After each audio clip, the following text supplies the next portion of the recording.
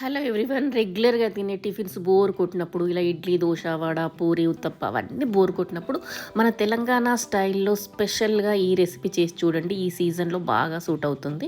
ఇక్కడ నేనైతే ఒక 20 నుండి 30 వరకు వెల్లుల్లిపాయలు పొట్టు తీసి వాటిని రోట్లో వేసి కచ్చా పచ్చా దంచి ఆ వెల్లుల్లిపాయలకు సరిపడంత కారం లేదంటే మీరు తినగలిగేంత కారము, ఉప్పు వేసుకొని మళ్ళీ బాగా దంచేసుకొని ఒక గిన్నెలో వేసేసుకోండి. ఈ వెల్లుల్లి కారాన్ని వేడి వేడి అన్నంలో తిన్నా బాగుంటుంది. లేదంటే ఇప్పుడు నేను చెప్పే ఈ రెసిపీలో దీన్ని ఎలా యూజ్ చేయాలో చెప్తాను. ముందుగా ఇలా వెల్లుల్లి కారాన్ని దంచి పక్కన పెట్టుకొని ఇందులో పల్లి నూనె మాత్రమే వేసుకోవాలండి. అప్పుడే వెల్లుల్లి కారం చాలా కమ్మగా ఉంటుంది. మనం ఏ వేడి వేడి అన్నంలో తిన్నా బాగుంటుంది, ఏ టిఫిన్కి పెట్టుకున్నా బాగుంటుంది.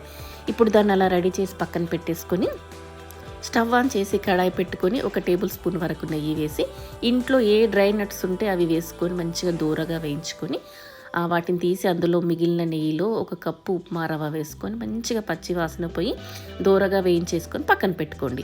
1 గ్లాస్ రవ్వని వేయించి పెట్టుకున్నాక అందులో 2 గ్లాసుల నీళ్లు పోసి మూత పెట్టి తెల్లకాగనివ్వండి. ఇలా నీళ్లు కాగుతున్నప్పుడు మనం వేయించి పెట్టుకున్న రవ్వని కూడా అందులో వేసుకొని ఉప్మా రవ్వని మూత పెట్టేసి మగ్గనివ్వండి. తర్వాత ఇందులో 1 కప్పు అంటే 1 టీ గ్లాసు మనం ఏ గ్లాస్తో కొలత పెట్టుకున్నామో దాంతో 1 గ్లాసు చక్కెర వేసుకోండి. 4-5 యాలకులు దంచి పొడి వేసుకోండి. అలాగే 1/2 లీటర్ వరకు పాలు వేసుకోండి.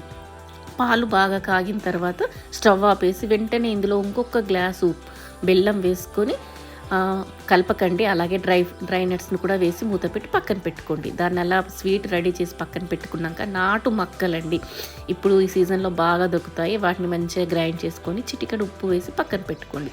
చూసారా, ఒక 1/2 అవర్ తర్వాత పాలు విరగకుండా పాయసం రెడీ అయిపోయింది. ఇప్పుడు దాన్ని ఒక బౌల్లో వేసుకొని మనం రెడీ చేసి పెట్టుకున్న వెల్లుల్లి కారాన్ని కూడా రెడీగా పెట్టుకోండి. ఇప్పుడు వీటిని అట్లుగా వేసుకొని చూడండి. ఇక స్వీట్తో తినండి, వెల్లుల్లి కారంతో తినండి, సూపర్గా ఉంటుంది.